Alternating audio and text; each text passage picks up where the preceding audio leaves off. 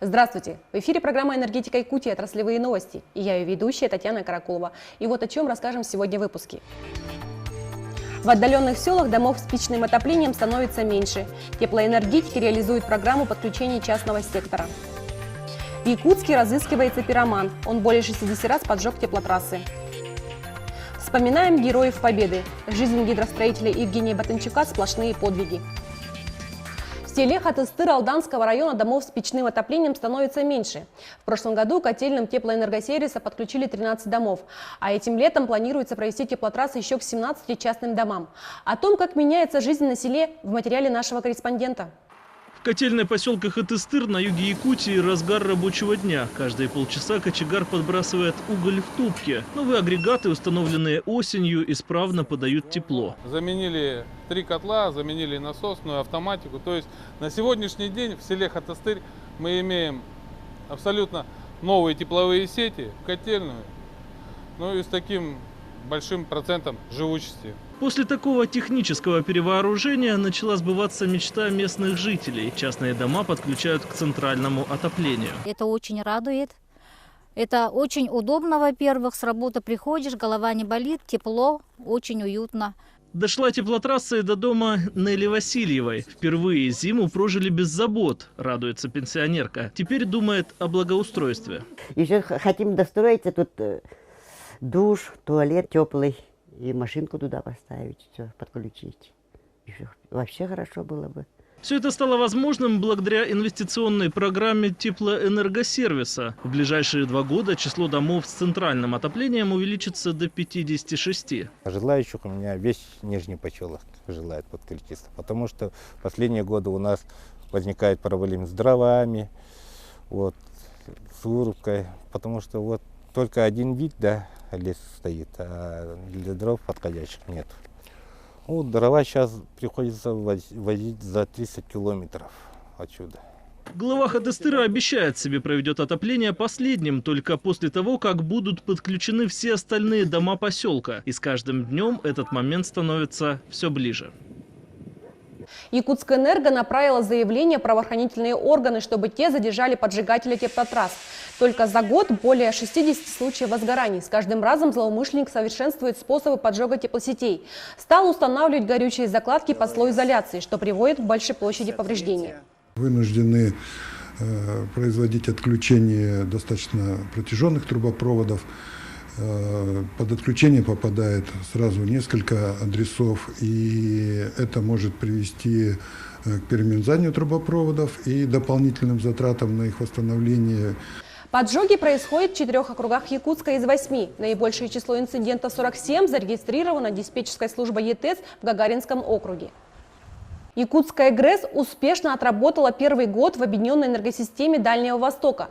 По новой магистральной ЛЭП Куранах-Тамот-Мая электроэнергия из Якутска подается потребителям Дальнего Востока, а в случае необходимости в обратном направлении.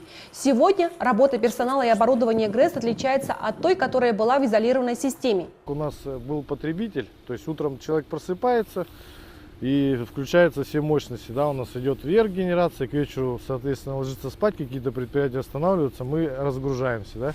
То сейчас у нас есть плановый график, он доводится у нас заблаговременно, заранее. И наша задача сейчас его выдерживать, этот график генерации, поддерживать его. То есть мы уже мыслями, у нас больше плановой работы идет. Для потребителей Центральной Якутии это повысило надежность электроснабжения, ведь в качестве резерва крупные станции Дальнего Востока.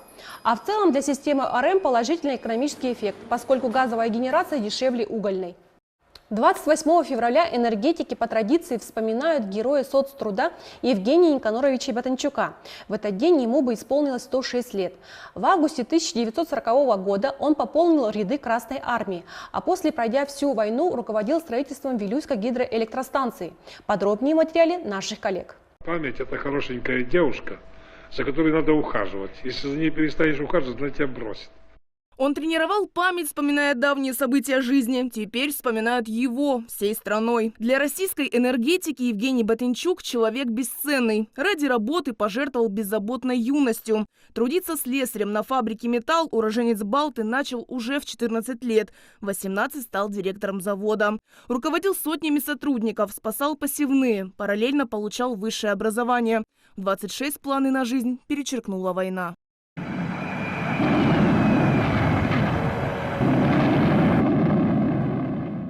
Не миновал Евгения Никаноровича фашистский плен, но и в нем он оставался патриотом. Подпольно выпускал газету, писал стихи. Уже в мирное время Батынчуку предложили возглавить уникальную стройку – гидроэлектростанцию в поселке Чернышевском. Он согласился. Вилюйская ГЭС – первая, построенная на вечной мерзлоте. Для него стала детищем. Легендарного начальника даже окрестили батей. Каждое утро он обходил стройплощадку, заглядывал к простым рабочим, подбадривал, бывало и ругал. Мы сломали самую большую стрелу большого крана БК-1000 здесь на водоприемнике. Вот. Когда Евгений Никонорович сказал, он сказал «разявы». Только вот это он сказал. И вот мы как-то в штаб сюда поехали, отремонтировали кран уже. Евгений Никонорович поворачивается и говорит Михайловскому, главному механику, говорит, не наказывай его, он и так весь испереживался. Вот. Сегодня каскад Вилюйских ГЭС – это 2 гидроэлектростанции. 53 года они снабжают электроэнергией Западную Якутию. На станции трудятся 300 человек. Тот случай, когда на предприятии и деды, и внуки.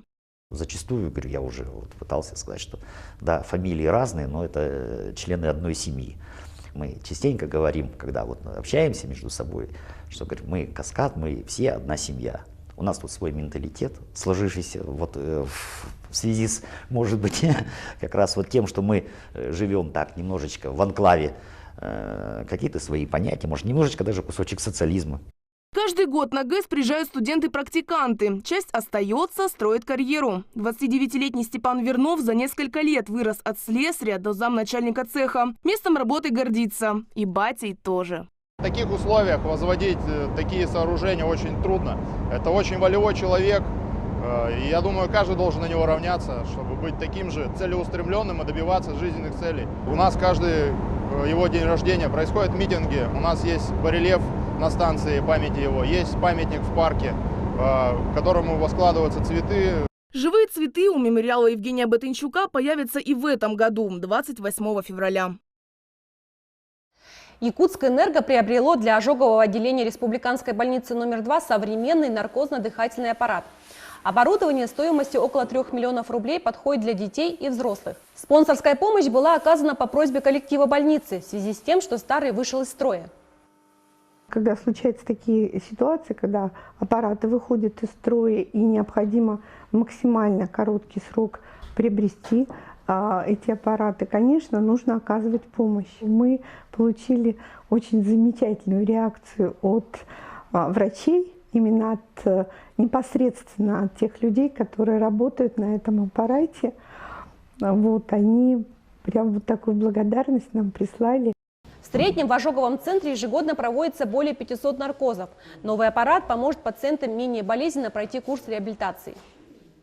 Специалисты алданского филиала теплоэнергосервиса приняли участие в акции по презентации нового издания о реках «Царица вода», приуроченного к 15-летию Росгидро. На презентацию были приглашены специалисты управления образования и управления культуры Алданского района. Экземпляры книг были переданы в дар школьным, городским и поселковым библиотекам. Ребятам будет интересно именно в творческой такой форме, в сказочной форме познавать азы именно о водных ресурсах. Тем более, что развитие и воспитание экологическое они получают еще с дошкольного возраста. Вместе с книгой «Царица вода» алданским детям передали еще одно уникальное издание – энциклопедию юного энергетика, которая на конкурсе «Медиатек» 2019 года получила специальный приз от Министерства энергетики России. Команда «Энергия» получила номинацию «Лучшая строевая песня» в конкурсе «Песни Великой Победы». Мероприятие организовала Федерация профсоюзов Якутии, приурочив его к 75-летию Победы к Великой Отечественной войне. Молодые энергетики качественно исполнили строевую песню из кинофильма «Белорусский вокзал» и показали хорошую строевую подготовку. А главный эксперт управления по эксплуатации техперевооружения и реконструкции объектов генерации Якутскэнерго Иннокентий Никифоров стал призером Сахалы-диктанта. Он принял участие в проекте впервые и сразу занял 3-е место. Мы поздравляем коллег с призовыми местами. Это была программа «Энергетика Якутии». Всего вам доброго и до встречи в следующем выпуске.